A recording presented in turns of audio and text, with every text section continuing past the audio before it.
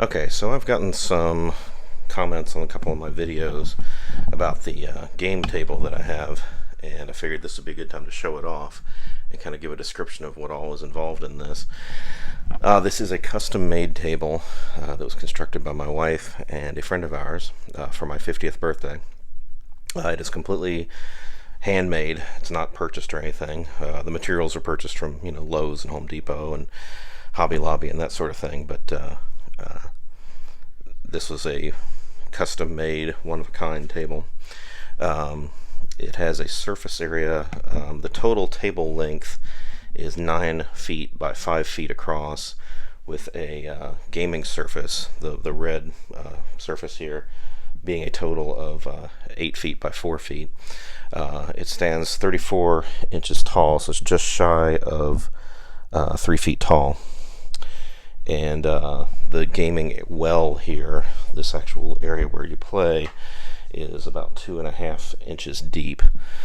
There are lips here across the top where a separate piece, like 3 separate pieces actually, can sit in here to make it an actual tabletop, but I don't use it for that, so I don't have those in. But let me go ahead and add the extra features here. So it also has built-in lighting. I'll go ahead and turn that on here. So the lighting obviously can do a variety of different things, change colors, solid white, that sort of thing. It's got cup holders built into it here at each of the corners and then at each side. So there's 10 cup holders. It will seat 6 people comfortably, and it could hold more. Two chairs over there, and then 2 chairs on the side that I'm standing, and if need be, another chair there. This end of the table is near the window, so I've got my lighting rig up here for the video, so there's nowhere to sit right now, but if need be, there's room for another person there. If you had to, you could cram 3 people in on each side and still maybe get away with 2 at each end, but it's designed for 1 person at each end, and it's actually intended for 3 people on each side because of the 3 cup holders, and then 2 at each end, the 2 cup holders. So again, you could do 10 people at it if you had to. I don't have 10 people that I game with right now, so that's not a big deal. It's kind of a moot point. The lighting is above it and below it. There's some room down here for storage as well, so I've got some miniatures containment down here and some larger game boxes down here. It's all finished, very glossy and nice. And let me show you kind of a perspective. Oh, and the surface is like a mouse pad type material, which is very nice and smooth, easy to pick up cards from.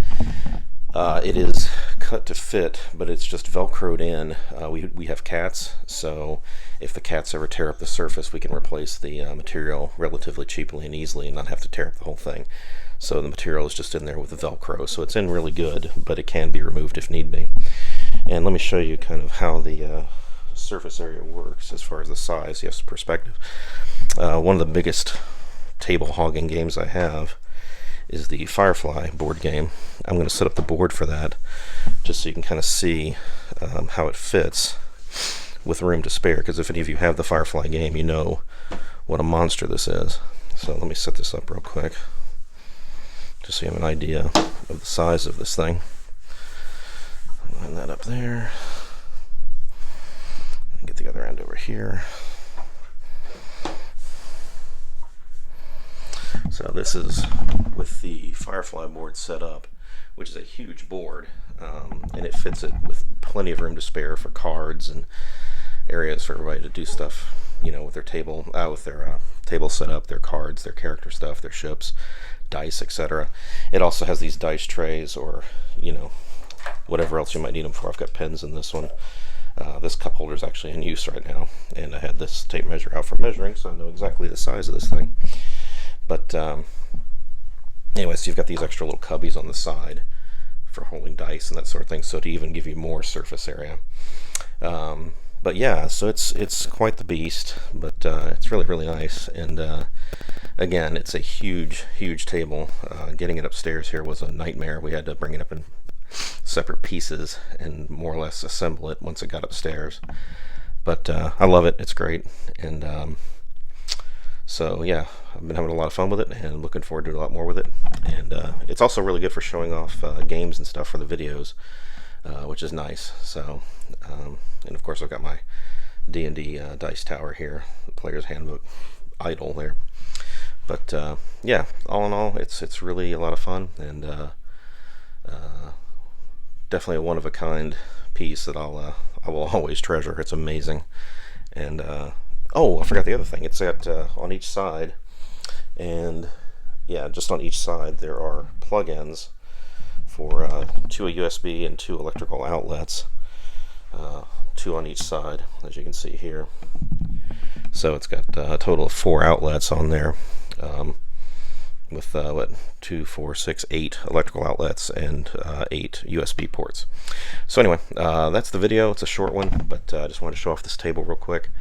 I'm super proud of it, and just blown away by the work that my wife did on this, and our friend Sarah, especially because it's the first thing that they'd ever built like this. This is not a regular hobby or career path of theirs or anything. This is something that took them months and months and months to build in our garage.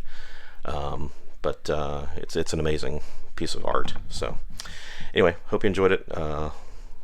Leave a comment down below, like, subscribe, share, all that kind of thing, and I will talk to you later.